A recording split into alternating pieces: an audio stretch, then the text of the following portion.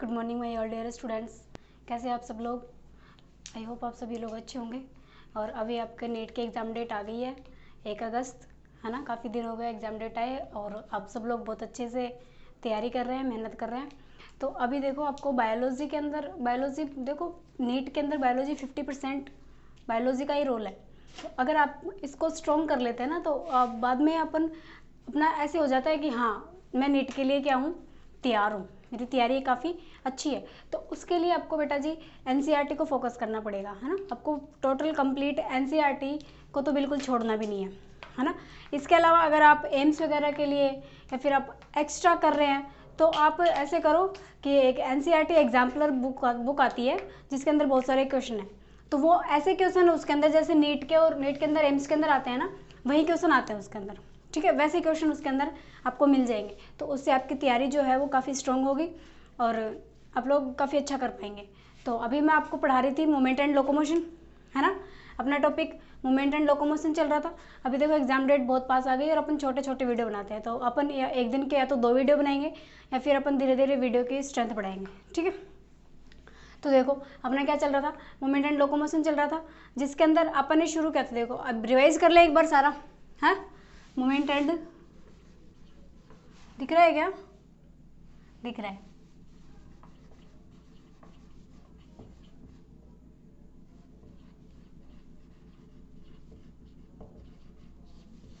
ना। ये अपना टॉपिक है। तो मूवमेंट एंड लोकोमोशन के अंदर मैंने आपको बताया कि ये क्या करता है बॉडी के अंदर। मूवमेंट एंड लोकोमोशन मतलब सभी, एनसीईआरटी में एक लाइन लिखी हुई है कि सभी मूवमेंट है, सभी लोकोमोशन है वो क्या है, मूवमेंट है, लेकिन सभी मूवमेंट लोकोमोशन नहीं है, ठीक है। मूवमेंट का मतलब होता है एक तरह से जैसे पेड़ है, पेड़ की पत्तियां हिलती हैं, हवा की वजह से हिलती है, टहनियाँ हिलती हैं। तो उसके अंदर क्या हो रहा है, मूवमेंट तो हो रहा है लेकिन लोकोमोशन नहीं हो रही। लोकोमोशन का क्या मतलब है? लोकोमोशन का मतलब ये है कि ये कोई एक चीज है और ये यहां पहुंच गई चल के, ठीक है। तो ये हो गया लोकोमोशन। लेकिन प्लांट्स के अंदर अपन देखते हैं सिर्फ क्या होता है, मूवमेंट होता है, लोकोमोशन नहीं होता है, ठीक है। तो लोकोमोशन, मूवमेंट की डेफिनेशन क्या हो गई? मूवमेंट के अंदर क्या होता है कि कोई भी वस्तु, सजीव लगाओ आप, कोई भी एनिमल या फिर कोई भी प्लांट जिसके अंदर थोड़ी बहुत भी हलचल हो रही है, वो क्या है, वो मूवमेंट है। लोकोमोशन क्या है? लोकोमोशन के अंदर प्लांट तो लोकोमोशन करते ही नहीं है। लोकोमोशन सिर्फ किस में होता है? एनिमल्स में होता है। तो कोई भी एनिमल जब अपनी एक जगह से दूसरी जगह पहुंच जाए चल के, है ना, पहले वो यहाँ था, थोड़ी देर बाद में वो चल के वहां पहुंच गया, तो वो उसका क्या हो गया, उसका लोकोमोशन हो गया। मूवमेंट तो हुआ है ना भाई, बॉडी के अंदर हलचल हुई तभी तो वो यहाँ से वहां पहुंचा, तो उसके अंदर मूवमेंट भी हो रहा है और लोकोमोशन भी हो रहा है। इसीलिए एनसीईआरटी के अंदर लिखा हुआ है कि सभी लोकोमोशन है वो क्या है, मूवमेंट है, लेकिन सभी मूवमेंट लोकोमोशन नहीं है। पेड़ की पत्ती हिलती है, टहनियाँ हिलती हैं, तो लोकोमोशन तो नहीं हुआ, सिर्फ क्या हुआ, मूवमेंट हुआ। फिर उसने अपनी जगह थोड़ी चेंज की, पेड़ यहाँ से चल के यहाँ थोड़ी पहुँच गया, ठीक। इतनी बात क्लियर। तो मूवमेंट एंड लोकोमोशन बॉडी के अंदर किसकी वजह से होता है? एक तो अपने होता है मसल्स की वजह से, मैंने बताया था आपको, मसल के अंदर कॉन्ट्रैक्शन होता है, रिलैक्सेशन होता है, और एक होता है स्केलेटन सिस्टम की वजह से, ठीक है। स्केलेटन सिस्टम के अंदर अपन पढ़ते हैं बोन्स और पढ़ते हैं कार्टिलेज। बोन्स आप सभी जानते हो कनेक्टिव टिश्यू है, काफी स्ट्रॉन्ग कनेक्टिव टिश्यू है ना। और कार्टिलेज जो है वो भी स्ट्रॉन्ग टिश्यू है, कनेक्टिव टिश्यू है, लेकिन बोन से थोड़ा कम स्ट्रॉन्ग है, ठीक है, थोड़ा लचीला है। जैसे ये है, ये मान लो कोई बोन है, अपन इसको तोड़ेंगे, मोड़ेंगे अपन इसको तो ये नहीं मुड़ेगी, तो ये बोन है। लेकिन कोई ऐसी चीज है जिसको अपन मोड़े वो मुड़ जाए ऐसे और फिर छोड़े तो वापस सीधा हो जाए, वो क्या है, वो कार्टिलेज है, ठीक है, लचीला होता है कार्टिलेज, ठीक। जिसके अंदर अब देखो बोन्स के अंदर और कार्टिलेज, ये इनमें होते हैं जॉइंट्स। क्या होते हैं? जॉइंट्स। मेनली जो लोकोमोशन होता है, जो मूवमेंट होता है बॉडी के अंदर, वो किसकी वजह से होता है? जॉइंट्स की वजह से होता है। भाई ये दो बोन है, एक ये बोन है, एक ये बोन है, ये अटैच है एक दूसरे से। जब ये इनके अंदर ये कोई मूवमेंट शो नहीं करेंगे, इनके अंदर जॉइंट नहीं होगा, मान लो ये जॉइंट बिल्कुल फिक्स होगा, मूवमेंट हो ही नहीं पाएगा, तो मूवमेंट कैसे होगा? फिर बॉडी के अंदर मूवमेंट नहीं होगा। लेकिन ये जॉइंट जो है वो कैसे होते हैं? ये मूवेबल होते हैं, बॉडी के अंदर क्या करते हैं? ये मूव करते हैं, ठीक है। तो हेल्प किसकी वजह से मतलब मूवमेंट जो है, लोकोमोशन है, वो किसकी वजह से होता है? वो होता है जॉइंट्स की वजह से। ठीक है, मसल्स, बोन, कार्टिलेज और जॉइंट्स। ठीक है, फिर अपन ने टॉपिक शुरू किया, मैंने बताया मसल्स क्या होती हैं। 3 टाइप की मसल बताई मैंने आपको, कौन कौन सी? सबसे पहले वॉलेंट्री मसल्स, है ना, जो अपने स्केलेटल सिस्टम से जुड़ी होती हैं। इनवॉलेंट्री मसल्स, जो अपने विसरल ऑर्गन से अटैच होती हैं। और थर्ड मैंने बताई आपको कार्डियक मसल्स, जो कि अपने हार्ट में प्रेजेंट होती है। ठीक है, सभी मसल्स जो है, स्केलेटल मसल्स और विसरल मसल्स, वो सभी क्या करती हैं? उनके अंदर मूवमेंट, उनके अंदर कॉन्ट्रैक्शन होता है, फिर रिलैक्सेशन होता है। तो वो कॉन्ट्रैक्शन या रिलैक्सेशन कैसा होता है? न्यूरल कंट्रोल में होता है। कैसे होता है? उसको ब्रेन कंट्रोल करता है। ठीक है, एक अकेली ऐसी मसल्स है कार्डियक मसल्स, जो कि अपने अंदर कॉन्ट्रैक्शन या रिलैक्सेशन जो है वो खुद ऑटो एक्साइटेबल होती है। मैंने बताया था आपको, एक टर्म बताई थी मैंने, ऑटो एक्साइटेबल। कैसा होता है? ऐसे नोड होता है उसके अंदर, जिसको हार्ट का पेसमेकर कहते हैं। वो क्या होता है? वो अपने अंदर कॉन्ट्रैक्शन खुद ही करा लेता है और बाकी हार्ट के सभी मसल्स को भी क्या करा देता है? कॉन्ट्रैक्टेड करा देता है। ठीक है, तो वो कैसा है? वो ऑटो एक्साइटेबल है, उसको किसी के कंट्रोल की जरूरत नहीं है, वो अपना काम खुद कर लेते हैं। ठीक है, जबकि बाकी सभी मसल्स है, स्केलेटल मसल्स हैं या फिर अपनी विसरल मसल्स हैं, उनके अंदर अगर मूवमेंट, लोकोमोशन हो रहा है, उनके अंदर अगर कॉन्ट्रैक्शन हो रहा है, रिलैक्सेशन हो रहा है, तो वो कौन कंट्रोल करता है? ब्रेन कंट्रोल करता है।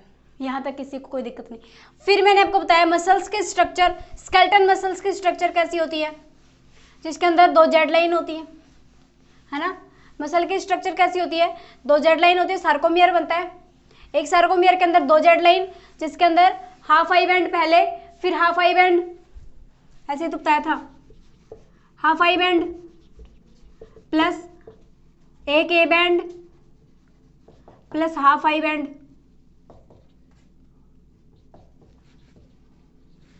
ऐसे ही होता है ना। तो देखो, ये एक सार्कोमियर बनता है, ये पूरा एक क्या है? सार्कोमियर है। इसके इधर जेड लाइन, इधर दोनों तरफ क्या है? जेड लाइन है। यहां भी क्या है? जेड लाइन है। ठीक है, यहां तक किसी को कोई दिक्कत नहीं है। जब मसल के अंदर कॉन्ट्रैक्शन होता है ना, मसल के अंदर कॉन्ट्रैक्शन होता है तो ब्रेन से सिग्नल आता है, न्यूरोट्रांसमीटर रिलीज होता है। कौन सा? एसिटिलकोलिन। भाई न्यूरॉन है ये,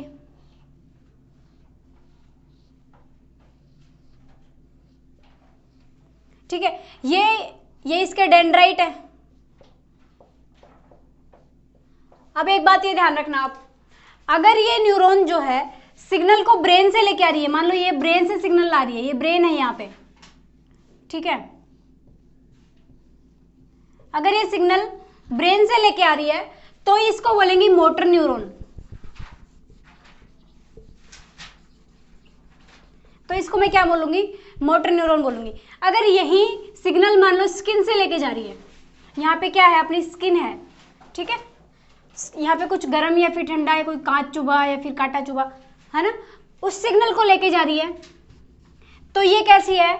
तो फिर ये हो जाएगी सेंसरी न्यूरॉन।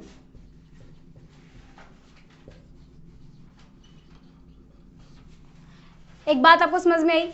जो ब्रेन से न्यूरॉन्स को लेके आती है, दिमाग से जो न्यूरॉन्स को, सिग्नल्स को लेके आती है, उस न्यूरॉन को बोलते हैं मोटर न्यूरॉन। और जो अपनी बॉडी से, बॉडी के अदर पार्ट से सिग्नल लेके जाती है, उसको बोलते हैं सेंसरी न्यूरॉन। ठीक है, यहां तक किसी को कोई प्रॉब्लम नहीं है।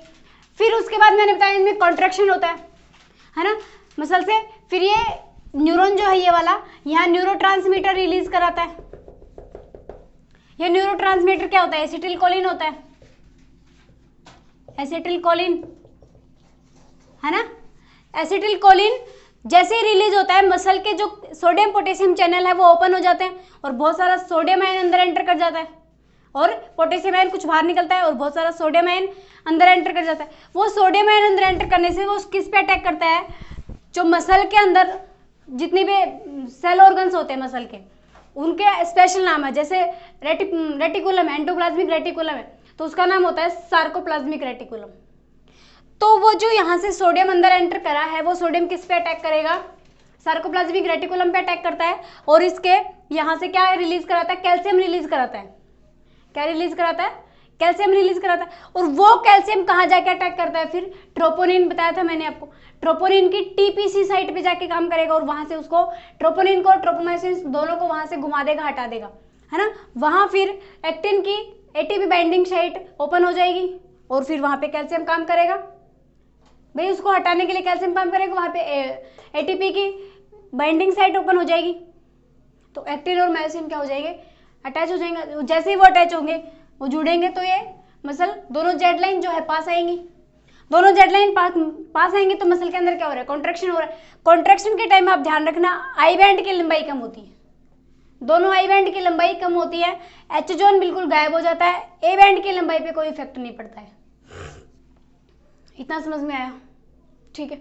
ये तो अपना क्या हो गया, शॉर्ट में मैंने आपको बता दिया, मसल वाला कंप्लीट कर दिया, ठीक है। उसके बाद मैंने शुरू किया अपना skeleton system. Skeleton system bone से मिलके बना है और कार्टिलेजेस से मिलके बना है। बोन्स के अंदर अपन बोन्स को देखें सबसे पहले, तो बोन स्केलेटन सिस्टम के दो पार्ट है, एक्सियल स्केलेटन सिस्टम और अपेंडिकुलर स्केलेटन सिस्टम, ठीक है। एक्सियल स्केलेटन सिस्टम के अंदर अब कोई भी बंदा उसके एक्सिस से अपन देखेंगे, एक्सिस से उसको अटैच करके देखेंगे, तो एक्सिस वाले पार्ट से, जैसे एक्सिस में जो भी मसल्स या नहीं बोन्स अटैच होंगी वो सभी किस में आएंगी, एक्सियल स्केलेटन सिस्टम में, axial skeleton system. Appendicular skeleton system में कौन से आएंगे अपने जो पेरिफेरल बोन्स जो हैं, ठीक है। इतनी बात समझ में। एक्सियल के अंदर मैंने आपको बताया कौन सी, ब्रेन वाली सारी, स्कल, खोपड़ी का जो पूरा पार्ट है इसको स्कल बोलते हैं, ठीक है। स्कल पूरा आएगा इसके अंदर। फिर एक्सिस देख रहे हैं ना अपन, एक्सिस देख रहे हैं तो अपनी चेस्ट भी आएगी इसके अंदर, तो चेस्ट की कौन सी बोन आएगी, चेस्ट बोन, जिसको क्या बोलते हैं, स्टर्नम बोलते हैं। और फिर ये रिब्स वाली बोन्स भी किस में पढ़ेंगे अपन, एक्सियल स्केलेटन सिस्टम में। पीछे वाली बैकबोन पढ़ेंगे इसके अंदर, अपन पढ़ेंगे नहीं, अपन पढ़ चुके हैं, है ना। तो देखो एक्सियल स्केलेटन सिस्टम अपने कंप्लीट कर लिया, जिसके अंदर क्या पढ़ा अपन ने, क्रेनियम पढ़ा, 8 बोन होती हैं। फेशियल पढ़ा, फेस की जो बोन है, फेस की कितनी बोन है, 14 बोन है।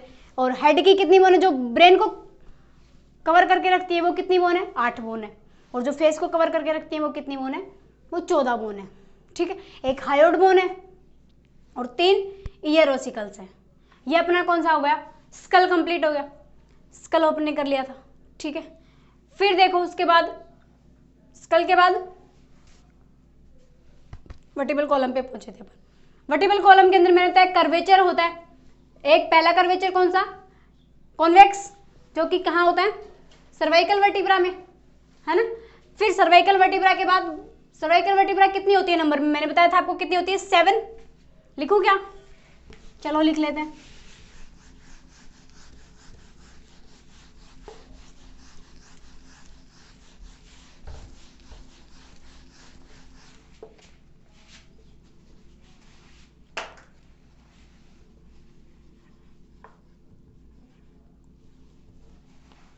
कितनी होती है, सर्वाइकल वर्टिब्रा कितनी होती है, 7 होती है। पेन नहीं चल रहा, कितनी होती है, 7।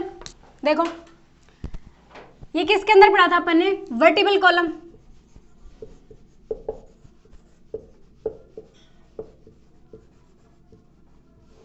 वर्टिबल कॉलम के अंदर पहला कर्वेचर, जिसके अंदर सर्वाइकल होती है कितनी, 7 सर्वाइकल होती है, जो अपनी गर्दन में है ना। जो एनिमल्स, मैमल्स जो है, मैमल्स के अंदर ऑलमोस्ट सबके अंदर कितनी सर्वाइकल है, 7 सर्वाइकल है, ठीक है। जिराफ की गर्दन कितनी लंबी है, उसके अंदर भी 7 है, और हमारी गर्दन छोटी सी है, हमारे अंदर भी 7 है, ठीक। कुछ एक्सेप्शन है वो मैं आपको बाद में लिखा दूंगी। फिर थोरेसिक,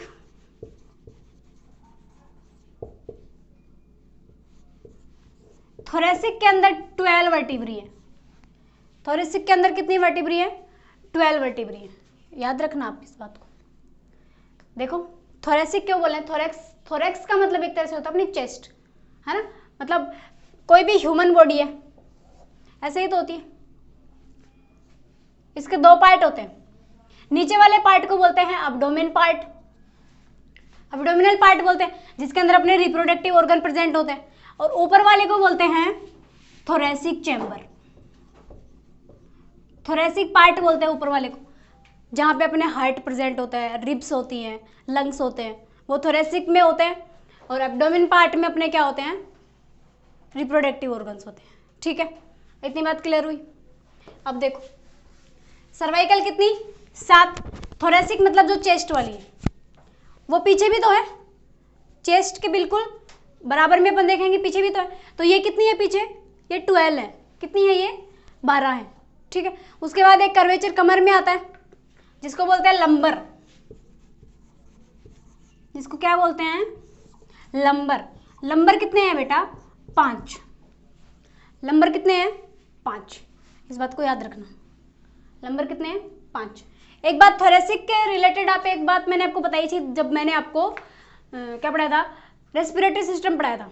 उसमें मैंने बताया था आपको कि ट्रैकिया आती है ना, ट्रैकिया, जैसे सर्वाइकल है 7 है, इसको पहले को बोलेंगे C1, C2, C3, C4, C5, C6, C7। ठीक है, ऐसे ही थोरेसिक है उसको बोलेंगे T1, T2, T3, T4, T5, T12 तक बोलेंगे। लंबर को L1, L2, L3, L5, L4, L5। ठीक है, तो थोरेसिक का जब रेस्पिरेटरी सिस्टम पढ़ाया था तो मैंने बताया था कि ट्रैकिया है वो 2 ब्रोंकाइज में डिवाइड हो जाती है। कहाँ, कब, T5 लेवल पे।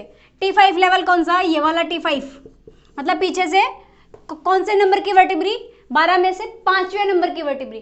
पीछे से थोरेसिक वर्टिब्री कौन सी, 5वीं, और आगे से वहां पे क्या है, ये जो ट्रैकिया है वो दो भाग में डिवाइड हो रही है, 2 पार्ट में डिवाइड हो रही है। इतना समझ में आया था आपको। लंबर के बाद अपना आता है सैक्रल। लंबर के बाद अपना आता है सैक्रल। सैक्रल होता है 1। ठीक है, हमारे अंदर कितने सैक्रल है, 1। जो छोटे होते हैं ना बेबी, उनके अंदर 5। फिर जब जैसे जैसे बड़े होते हैं बॉडी के अंदर, ये वर्टिबल कॉलम है, कर्वेचर बनना शुरू होता है, तब क्या होता है कि ये 5 जो बोन्स है, 5 बोन फ्यूज्ड होके एक बना लेती है। 5 फ्यूज्ड, 5 बोन फ्यूज्ड। फ्यूज्ड मतलब 5 बोन मिलके एक बोन बना लेती है। ठीक है, फिर अब इसके बाद है कोकिक्स। कोकिक्स कितना है, कोकिक्स भी 1 है, और ये भी कितनी बोन से मिलके बना है, 4 बोन्स फ्यूज्ड। कितनी बोन फ्यूज होती है यहाँ पे, 4 बोन होती है। ये अपना वर्टिबल कॉलम कंप्लीट हो गया। ठीक है, उसके बाद अपन ने शुरू किया रिब्स। चलो रिब्स और देख लो। रिब्स कितने पेयर होते हैं, 12, मतलब 24 रिब्स होती हैं। पीछे से वर्टिबल कॉलम से निकलती हैं, बाइसिफेलिक होती हैं। उसके 2 हेड होते हैं जो कि कहाँ अटैच होते हैं, वर्टिबल कॉलम से अटैच होते हैं, और आगे आके कहाँ जुड़ती है, स्टर्नम पे जुड़ती है। ये वर्टिबल कॉलम की एक साइड है, ये दूसरी है, ऐसे ही तो होता है। फिर इसके आगे की तरफ क्या होगा, ये अपना स्टर्नम होता है ऐसा, चाकू जैसा। ठीक है, यहाँ से बोन निकलती है, यहाँ अटैच होती है। ऐसे कितनी बोन अटैच होती है, यहाँ आके 12 पेयर अटैच होते हैं यहाँ आके, ऐसे। ठीक है, कितनी बोन आके अटैच होती है यहाँ पे, 12 पेयर अटैच होती है ऐसे, और भी आएंगी बहुत सारी ऐसे। समझने के लिए एक बार इतना ही देख लो आप। ठीक है, फिर देखो ये कितनी है, ये 12 पेयर है। इन 12 पेयर में से फर्स्ट 7 जो है ना, फर्स्ट 7 वो कैसी है, वो ट्रू रिब्स है। True ribs. ट्रू रिब्स क्यों बोल रहे हैं, क्योंकि वर्टिबल कॉलम से निकल रही हैं और आगे आके स्टर्नम से अटैच हो रही है। वर्टिबल कॉलम से निकल रही है और स्टर्नम से आके अटैच हो रही है। ठीक है, लेकिन 8th, 9th और 10th इनको बोलते हैं फाल्स रिब। इनको क्या बोलते हैं, फाल्स रिब बोलते हैं। ठीक है, ये फाल्स रिब 3 है, 3 पेयर। इनको फाल्स क्यों बोलते हैं, क्योंकि ये कहाँ, ये वर्टिबल कॉलम से अटैच ना होके कहाँ अटैच होती हैं, 7th वर्टिब्री से अटैच होती है। ठीक है, मतलब ये कहाँ अटैच होती है, 7th वर्टिब्री से अटैच होती है। ठीक है, फिर 11th और 12th 2 बच गई ना, 11th एंड 12th ये होती है फ्लोटिंग रिब। ये कैसी होती है,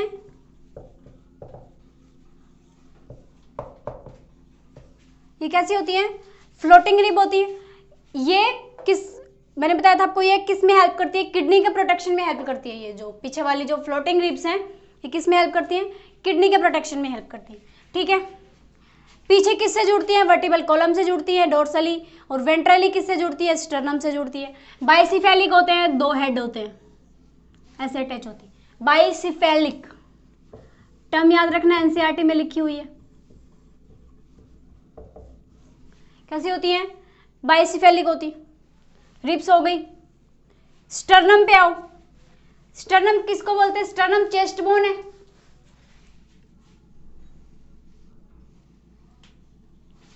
एक ऐसे हेड जैसी स्ट्रक्चर होती है, फिर नीचे इसकी बॉडी होती है, ये ऐसा ही तो होता है। इसको बोलते हैं, इसके हेड को बोलते हैं मेनुब्रियम, इस पार्ट को बोलेंगे इसकी बॉडी, है ना। यहाँ पे एक छोटा सा प्रोसेस निकला होता है, उस प्रोसेस को बोलते हैं जीफॉइड प्रोसेस।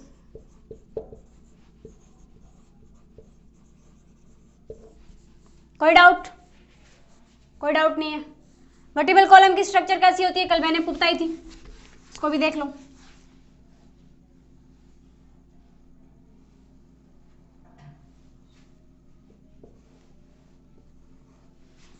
कुछ ऐसा होता है ना। यहां से न्यूरॉन निकलती है, न्यूरल कैनल बोलते हैं इसको। इसको क्या बोलते हैं, न्यूरल कैनल। ठीक है, अब देखो अपना एक्सियल स्केलेटन कंप्लीट हो गया, एक्सियल स्केलेटन पूरा हो गया। अपेंडिकुलर स्केलेटन पे चलें, देखो अपेंडिकुलर स्केलेटन।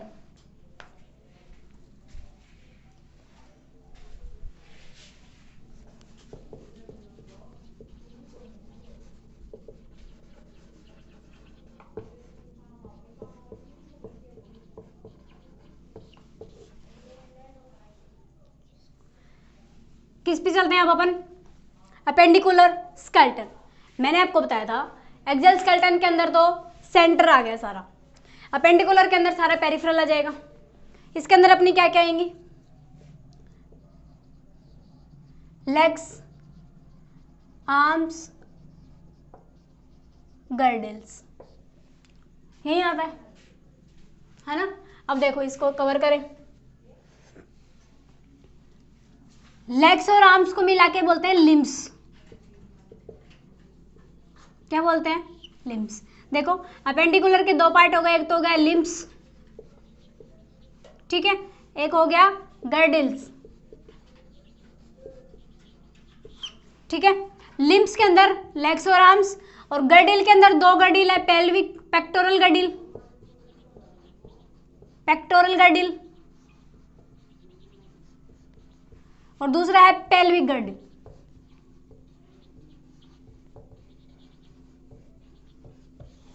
ठीक है, कौन सा, पेल्विक गर्डिल और पेक्टोरल गर्डिल। ठीक है, दोनों हो गए, ये अपन गर्डिल्स में पढ़ेंगे। ठीक है, लिम्स के अंदर लेग्स और आर्म्स, इसमें कौन कौन सी आएंगी, लेग्स की बोन्स आएंगी और आर्म्स की बोन्स आएंगी। गर्डिल्स के अंदर क्या आएंगे, गर्डिल जो कि क्या करते हैं, सेंट्रल जो बोन्स हैं उनको पेरिफेरल बोन से अटैच करते हैं। जैसे ये अपने हाथ है, ये हाथ किससे अटैच है, यहाँ पे शोल्डर से अटैच है ना, तो इसको, और ये शोल्डर वाली बोन है, ये किससे अटैच है, ये सेंट्रल बोन से अटैच है। कैसे अटैच है वो भी अपन देखेंगे। गर्डिल एक तरह से दोनों को जोड़ने का काम करते हैं, सेंट्रल बोन्स को और पेरिफेरल बोन्स को जोड़ने का काम कौन करते हैं, गर्डिल्स करते हैं। ठीक है, अब चले अपन टॉपिक पे।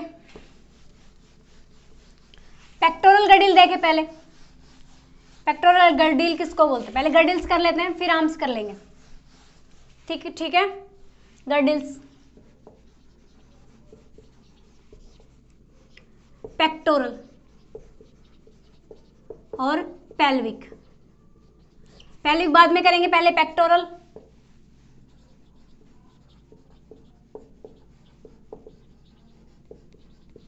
पेक्टोरल गर्डिल, ठीक है, इसमें टोटल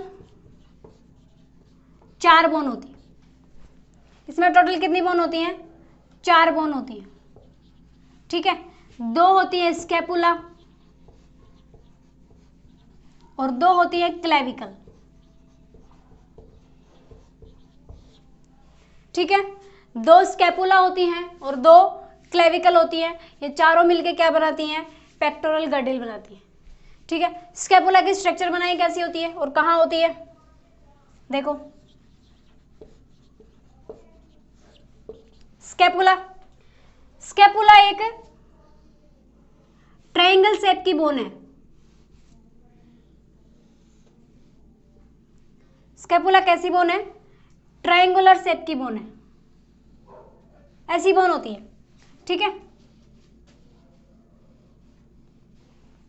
ये वाला जो भाग है ना, ये देखो कहाँ प्रेजेंट होती है, जब आप ऐसे पीछे हाथ करते हो ना, यहाँ पे ऐसे पीछे हाथ करो, दिख रहा है कि आपको मेरा हाथ नहीं दिख रहा, ये वाला देखो, यहाँ से आप देखेंगे तो एक आपको दिखेगी ट्रायंगल शेप की बोन, आपको दिखेगी, यहाँ पे दिखती है ना। तो ये वाली कौन सी बोन है, ये स्कैपुला है। ठीक है, ये पीछे यहाँ पे ये वाली बोन, यहाँ तो पीछे तो किससे अटैच है, यहाँ से, और आगे ये बोन आगे आके क्लेविकल से अटैच होती है। ठीक है, देखो ये वाली बोन है। ठीक है, अब देखो ये इसके अंदर एक प्रोसेस निकला है, एक हड्डी निकली है ना, इसको बोलते हैं एक्रोमियन प्रोसेस।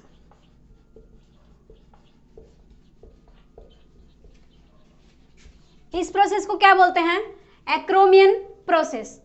ठीक है, ये एक्रोमियन प्रोसेस आगे जाके किससे जुड़ता है, क्लेविकल से जुड़ता है। क्लेविकल एक ऐसी बोन है, ठीक है, ऐसी तो नहीं है, कुछ ऐसी बोन है। ठीक है, क्लेविकल कौन सी बोन है, अपने यहाँ देखो, ये वाली जो दिखती है अपनी गर्दन पे जो बोन है, यहाँ पे हाथ लगा के देखो, ये जो आपको दिख रही है हाथ लगाते ही, ये कौन सी, जिसको कॉलर बोन भी बोलते हो आप लोग, ये कौन सी बोन है, क्लेविकल। ठीक है, ये कौन सी बोन है, क्लेविकल बोन। ये एक्रोमियन प्रोसेस निकलता है और आगे जाके किससे जुड़ता है, क्लेविकल बोन से जुड़ता है। ठीक है, अब देखो यहां से ये वाली कौन सी बोन हो गई, स्कैपुला, और ये कैसी होती है, फ्लैट बोन होती है और ट्रायंगुलर शेप की होती है। किस शेप की होती है, ट्रायंगुलर शेप की होती है, और कहाँ प्रेजेंट होती है, हमारे डोर्सल साइड में प्रेजेंट होती है। भाई पीछे वाला डोर्सल साइड ही तो होता है, कहाँ प्रेजेंट होती है, डोर्सल साइड में प्रेजेंट होती है। ठीक है, इतनी बात समझ में आई। अब इस बोन को पीछे से स्टडी करें, पीछे से देखें तो कैसी दिखेगी, देखो यही बोन ऐसी दिखेगी, जब पीछे से देखेंगे तो हमें एक्रोमियन नहीं दिखेगा। ठीक है, ये एक्रोमियन है मान लो, यहां से अपने को एक प्रोसेस और दिखेगा, ऐसे, ये वाला दिख रहा है क्या,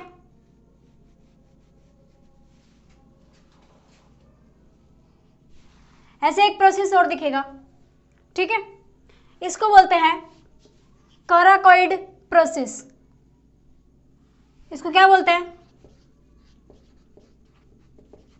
कोराकॉइड प्रोसेस।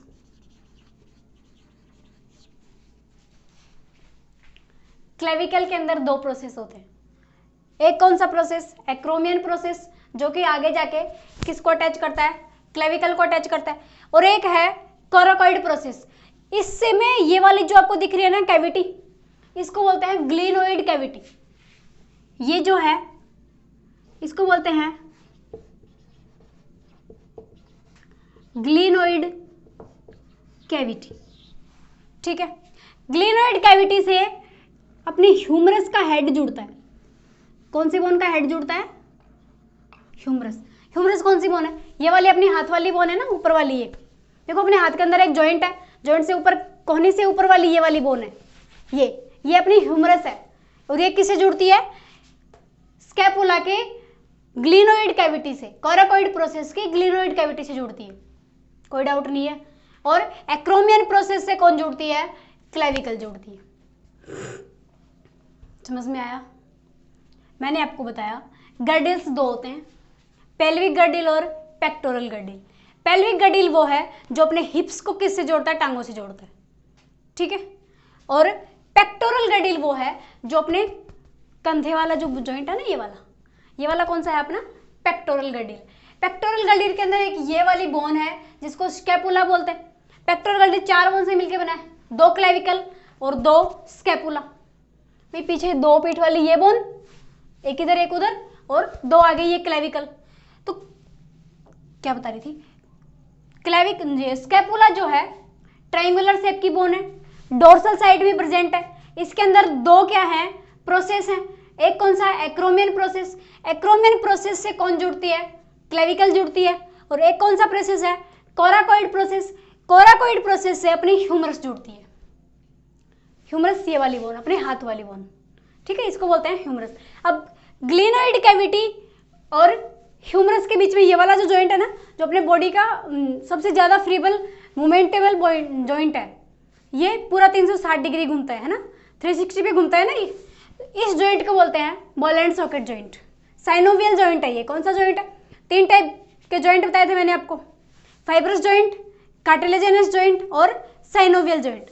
फाइब्रस जॉइंट जो कहाँ होते हैं, अपने ब्रेन में होते हैं, क्रेनियम में होते हैं, जिनके अंदर कोई भी मूवमेंट नहीं होता है, कोई भी मतलब ये कोई मूवमेंट नहीं कराते बॉडी के अंदर। कार्टिलेजिनस जॉइंट जो है वो थोड़ा बहुत मूवमेंट कराते हैं।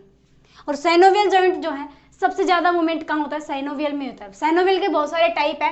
एक टाइप कौन सा है, बॉल एंड सॉकेट जॉइंट, जो कितने डिग्री पे घूमता है, 360 पे घूमता है, ठीक है, इतनी बात समझ में। स्कैपुला के अंदर 2 प्रोसेस हैं, कोराकोइड प्रोसेस और एक्रोमियन प्रोसेस। एक्रोमियन प्रोसेस से क्लेविकल जुड़ती है और कोराकोइड प्रोसेस से अपनी ह्यूमरस जुड़ती है, हाथ वाली हड्डी। इतना समझ में आ गया। चलो आगे चले, देखो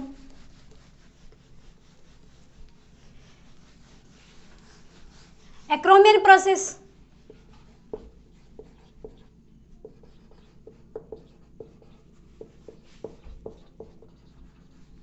ज्वाइन विद क्लेविकल, है ना। और वो कौन सा प्रोसेस था, coracoid process. Coracoid process join with humerus, ठीक है। और clavicle attach to sternum.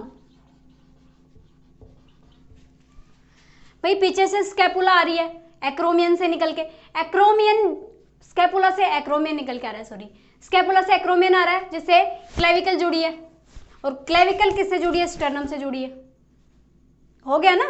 Appendicular skeleton system मैंने बताया किससे जुड़ा है, सेंट्रल सिस्टम से जुड़ा है, एक्सियल सिस्टम से जुड़ा है। तो स्कैपुला कैसी है, अपेंडिकुलर है। क्लेविकल कैसी है, अपेंडिकुलर है। लेकिन ये आके किससे जुड़ी है, स्टर्नम से। तो स्टर्नम क्या है, एक्सियल है। कोई डाउट, इतना समझ में आया। चले आगे, देखो अब आपको इतना समझ में आ गया तो आप अपन हाथ वाली बोन कर लें। देखो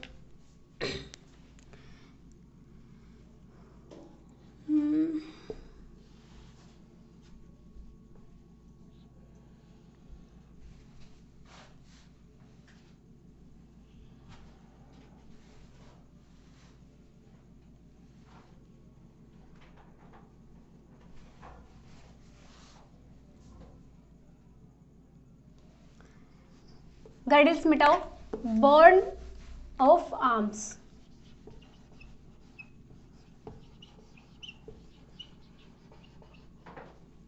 है ना। हाथ की बोन देख रहे हैं, ये अपनी क्या है, स्कैपुला। इसके ये ग्लिनोइड कैविटी, ग्लिनोइड कैविटी से ह्यूमरस का हेड जुड़ता है। पेन ही नहीं चल रहा।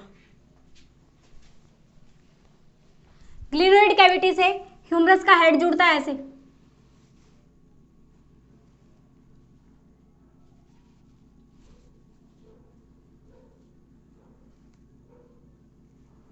ये अपनी कौन सी बोन है, ह्यूमरस।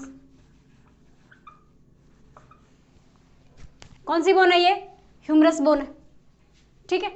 ये वाला जॉइंट यहाँ पे जो बनता है इनका, ये वाला जॉइंट कौन सा है, बॉल एंड सॉकेट, ठीक है। फ्रीली मूवेबल, 360 डिग्री पे घूमता है आराम से। कैसा है, फ्रीली मूवेबल है। अब ये वाला जो है ना, ये ह्यूमरस हो गई, यहाँ पे एल्बो वाला जॉइंट आता है, यहाँ पे 2 बोन्स होती है, एक बोन ये होती है ऐसे और एक बोन इसके यहाँ अटैच होती है ऐसे, ठीक है, ऐसे 2 बोन्स होती है यहाँ पे, पहले ह्यूमरस और फिर ये 2 रेडियस और अल्ना, ठीक है। जैसे अपना ये हाथ है ना, हाथ के अंगूठा है ना, अंगूठे से यहाँ से एक बोन आ रही है, ये कौन सी आ रही है, रेडियस, और इधर से इससे कौन सी आ रही है, ये छोटी वाली उंगली के पास से ये वाली दूसरी बोन आ रही है, वो ये आ रही है कौन सी, अल्ना आ रही है, ठीक है, 2 बोन्स आती हैं। उसके बाद ये बोन्स यहाँ पे आई, फिर ये कलाई वाली बोन्स भी आएंगी, देखो एक ह्यूमरस कितनी है, एक, फिर ये 2 बोन्स ये हो गई रेडियस अल्ना, ठीक है। फिर यहां पे आते हैं, जो कलाई वाली बोन्स है ना, वो आती है कार्पल्स, वो कितनी होती है, 8 होती है, ठीक है। देखो कार्पल्स जो है ना, वो अल्ना से नहीं जुड़ती है, वो सिर्फ किससे जुड़ती हैं, रेडियस से जुड़ती है, क्योंकि अल्ना जो है ना थोड़ी ऊपर ही रह जाती है, थोड़ी छोटी बोन है, थोड़ी ऊपर ही रह जाती है, तो ये किससे जुड़ती है, रेडियस से जुड़ती है, ठीक है। ये कितनी होती है, 8 जो है वो क्या है, कार्पल्स, कार्पल्स कितनी है, 8। कार्पल्स के बाद आती है मेटाकार्पल्स, हथेली वाली, ये होती है 4, 1 2 3 4 5 होती है, सॉरी कितनी होती है, 5 होती है मेटाकार्पल्स।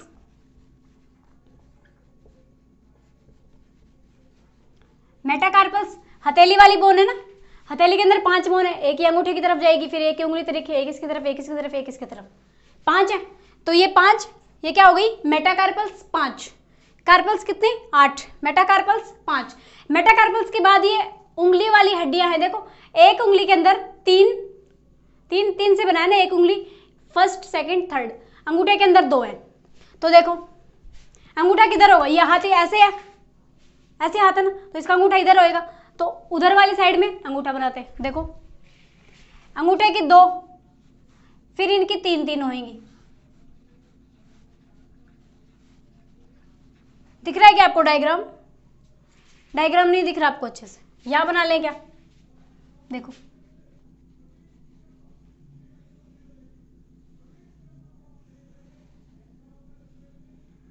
ये ग्लिनोइड कैविटी, यहां से ह्यूमरस, ठीक है, ह्यूमरस से रेडियस अटैच है और ये अल्ना अटैच है, अल्ना और रेडियस भी आपस में अटैच होती हैं, ठीक है। फिर इसके मेटाकार्पल्स, मेटाकार्पल्स है कितने, 8 कार्पल्स हैं, सॉरी ये कार्पल्स कितने हैं, 8। फिर है मेटाकार्पल्स, ये है 5,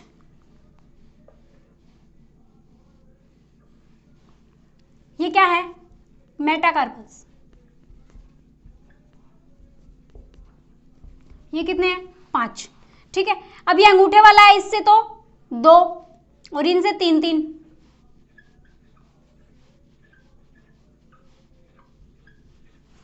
भैया आप देखो ना, अंगूठे में तो 2 ही है, 2 ही हड्डियां, और ये उंगली में 3 है, 3 है ना, तो ये इनको बोलते हैं फेलेंजेस, इनको क्या बोलते हैं, फेलेंजेस।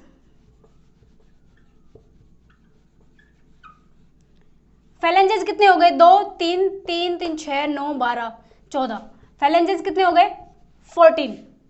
देखो काउंट करो, एक ह्यूमरस, 3 हो गई रेडियस अल्ना, 3 और 8 11, 11 और 5 16 है ना, 16, फिर और 14 ये और जोड़ दो, 0 30, मतलब एक हाथ में कितनी हड्डियां, एक हाथ में कितनी बोन्स, 30 इसमें, तो इसमें भी कितनी होंगी, 30 ही होंगी, ऐसा तो नहीं है इसमें कम हो सकती है, फिर ज़्यादा हो सकती है, भी सेम टू सेम तो है।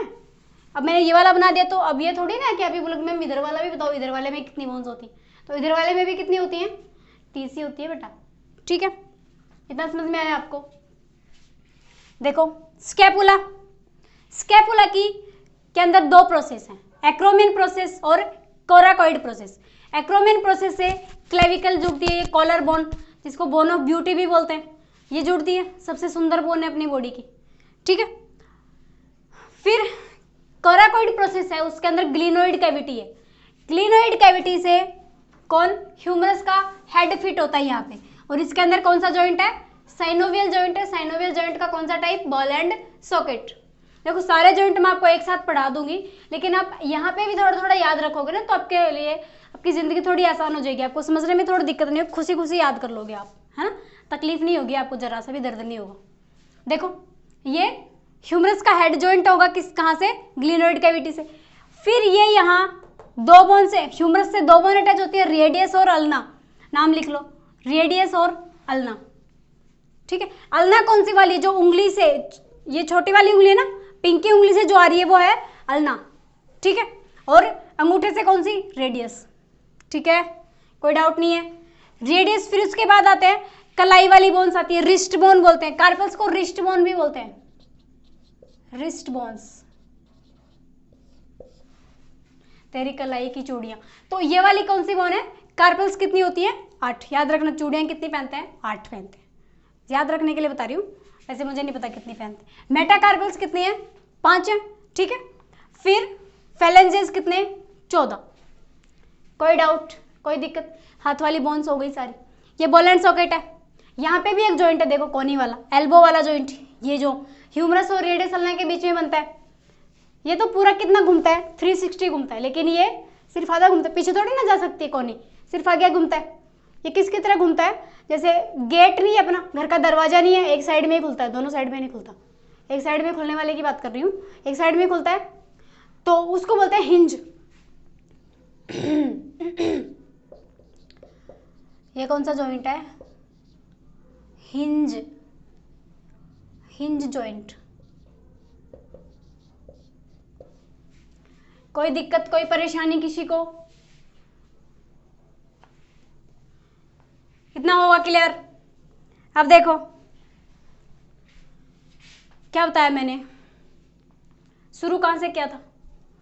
आज अपन ने पढ़ा है, गर्डिल्स पढ़े हैं, पेक्टोरल गर्डिल पढ़ा है, 4 बोन से मिलके बना है, पेल्विक गर्डिल 4 बोन से मिल, नहीं, पेक्टोरल गर्डिल 4 बोन से मिलके बना है।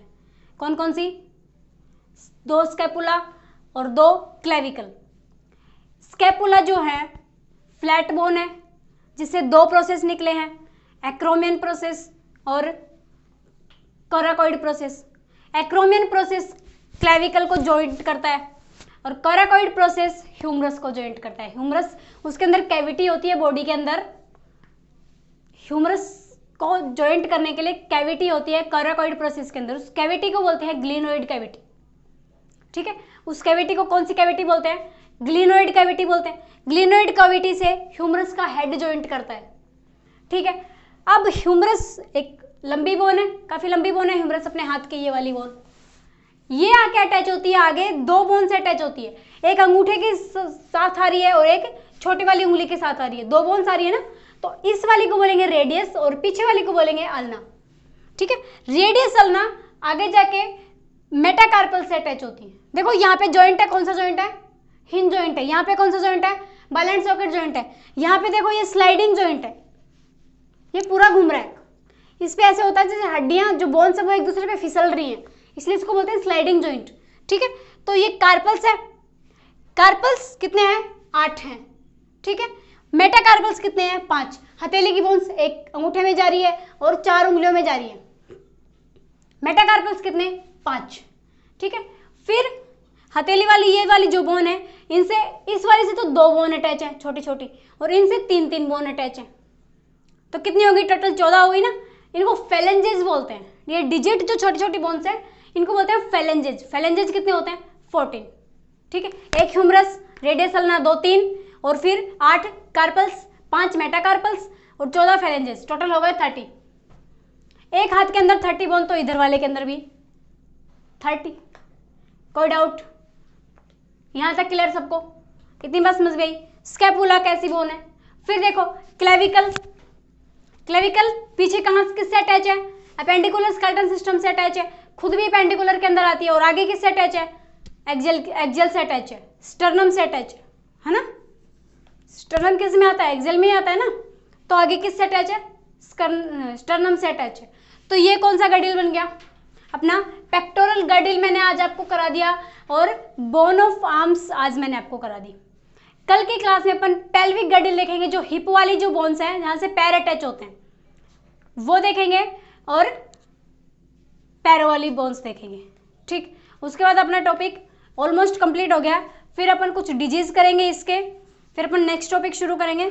धीरे धीरे अपन टाइम बढ़ाएंगे अपने क्लास का, और एक दिन के अंदर 2 क्लास लेके आएंगे ताकि आपका सिलेबस जो है वो जल्दी कवर हो सके। और अब मैं आपको फास्टली कराने वाली हूँ सब कुछ। ठीक है, आप लोग पढ़ते रहिए, आपको ज़्यादा से ज़्यादा रिवीजन की जरूरत है, ज़्यादा से ज़्यादा आप एनसीईआरटी की रीडिंग लगाइए, है ना। क्वेश्चन एनसीईआरटी से लाइन से उठ के आ जाते हैं, लाइन आ जाती है उठ के एनसीईआरटी से सेम टू सेम, और आप लोग पहचान नहीं पाते हो क्योंकि एनसीईआरटी फोकस करके पढ़े ही नहीं होते हो, है ना। ऐसे ही घूम रहे हो बस कोचिंगों के चक्कर में, फलाना लिए वो इधर उधर, है ना, पढ़ाई पे तो ध्यान रखते नहीं हो। तो एनसीईआरटी को बिल्कुल अपने को फोकस करके चलना है। एनसीईआरटी को जितनी बार हो सके उतनी बार एनसीईआरटी की रीडिंग लगानी है। एनसीईआरटी की कोई भी लाइन छूटनी नहीं चाहिए। बाकी आप वीडियो से कवर कर लेंगे तो एनसीईआरटी करा दूंगी, लेकिन उसको पढ़ना जरूरी है एक बार। ठीक है, एनसीईआरटी को पढ़ना आपके लिए बहुत जरूरी है। ओके, पढ़ाई अपनी जारी रखें और कमेंट सेक्शन में मुझे बताना आपको आज की क्लास कैसी लगी। Thank you so much.